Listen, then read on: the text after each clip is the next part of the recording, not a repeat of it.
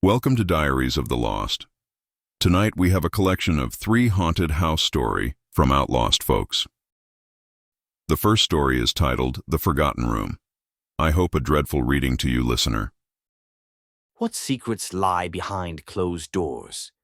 Tonight we explore the tale of the Harrington House, a sprawling mansion where one room remains eternally locked. For years the townsfolk whispered about it, but when a curious family moved in, they were determined to uncover the truth. The Johnsons were thrilled to buy the Harrington House, drawn by its vintage charm and sprawling gardens. But on their first tour, they noticed a peculiar door in the hallway, sealed with an old padlock. The real estate agent only shrugged, saying, "No one goes in there. It's been locked for decades." Intrigued, the family brushed it off, but the locked door lingered in their minds.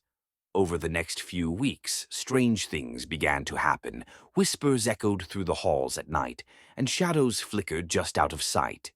The children, Emma and Jake, claimed they saw a figure standing at the door, beckoning them to come closer. One evening, unable to resist, the kids decided to investigate. They found an old key hidden in a dusty drawer and raced to the locked room.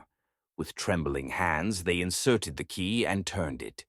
The door creaked open, revealing a dim room filled with cobwebs and dust. In the center stood a small, ornate mirror, its surface covered with a dark cloth. As they pulled the cloth away, the air chilled, and the whispers grew louder. The mirror reflected not their faces, but silhouettes of people trapped in a distorted landscape. Suddenly, a cold wind swept through the room, slamming the door shut behind them. Panic set in as the children pressed against the door, but it wouldn't budge. In the mirror, they saw the figures reaching out, their faces twisted in anguish. "Help us," they cried in unison, and the children felt an overwhelming urge to assist. Just then, their parents burst through the door, having heard the commotion. But when they entered, the room was empty. No mirror, no children. Instead, they found the room pristine, as if it had never been touched. The parents turned to each other in confusion, only to hear their children's voices coming from the mirror, now hanging in the hallway, reflecting the room's dark history. The children were never seen again, their souls trapped in the mirror, forever pleading for help. The Harrington House became a cautionary tale, and the locked room remained sealed, a reminder of what lies behind forbidden doors. If you're enjoying your stay here, don't forget to like and subscribe so you don't miss out any entries from our lost fellows. The second story is titled The Last Tenant. Some houses are cursed, and the Holloway Manor was one of them. After a string of mysterious disappearances, it stood empty for years. But when a brave man named Tom decided to rent it, he unwittingly invited terror into his life. Tom was a skeptic, dismissing the townsfolk's warnings about the haunted manor. "It's just an old house," he scoffed. As he moved in, everything seemed normal, until night fell. The creaking floorboards echoed, and whispers floated through the hallways, beckoning him to listen. One night, as Tom settled in, he heard a soft knock on his bedroom door. Thinking it was the wind, he ignored it. But the knocking intensified, becoming frantic. Finally, he opened the door, revealing an empty hallway, yet the air felt thick with dread. Determined to confront whatever haunted the house, Tom began exploring. He stumbled upon an old journal hidden in the attic, filled with entries about the previous tenants, each one detailing strange occurrence, nightmares, and a chilling sense of being watched. The last entry read, "The house consumes you. Beware the whispers." Uneasy, Tom decided to leave, but as he packed his things, he felt a cold breath on his neck. Whirling around, he found himself face to face with a ghostly figure, a woman in a tattered dress, her eyes hollow and filled with sorrow. "You can't leave," she whispered, her voice echoing in the shadows. Panicking, Tom dashed for the door, but it slammed shut. The whispers grew louder, turning into screams as the walls seemed to close in on him. The ghost reached out, her hand brushing against his cheek, sending chills through his body. "Help me," she cried, revealing a dark history of betrayal and loss. Tom realized he was not just a tenant. He was part of a cycle that had ensnared countless others. The house fed on their fear and despair, trapping their souls within its walls. In a final act of desperation, Tom grabbed the journal and set it ablaze, hoping to free himself and the spirits. But as the flames consumed the pages, the ghostly woman smiled, her form shimmering away. "Thank you," she whispered, fading into the smoke. When the fire was extinguished, Tom found the house restored, but he was not alone.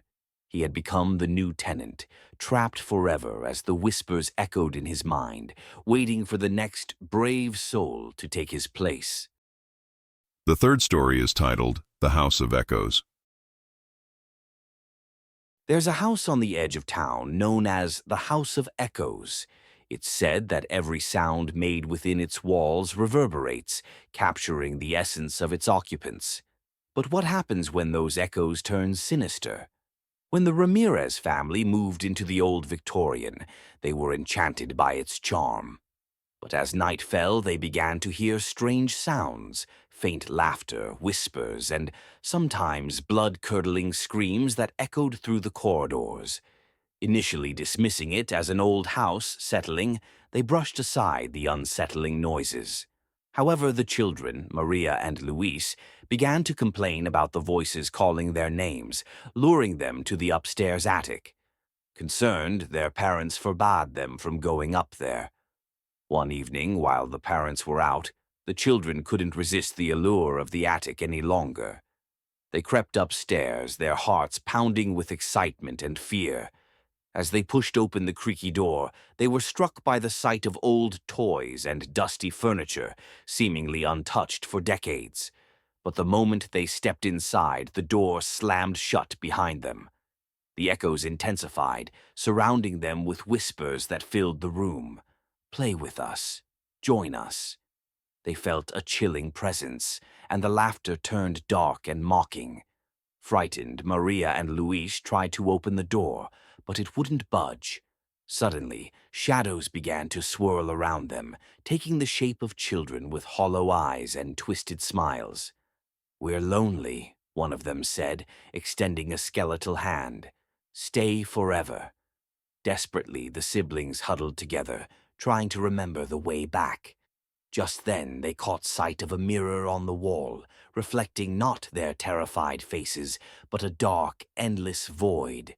The whispers grew louder, screaming for them to come closer. In a moment of clarity, Maria grabbed Luis's hand and shouted, "We're not afraid of you." The shadows paused, taken aback. In that moment of defiance, the echoes began to distort, the voices turning into anguished cries. Suddenly, the door swung open, and the children bolted out, gasping for air. Behind them, the laughter faded into desperate wails, echoing through the attic. As they reached the safety of the hallway, they turned to see the door slam shut, sealing the darkness inside. But as they caught their breath, they noticed something chilling. The mirror in the attic now reflected only their faces, yet the shadows loomed behind them, trapped within the glass, watching, waiting for the next chance to escape. If you want more stories like this, don't forget to like the broadcast and subscribe so you don't miss out on new entries.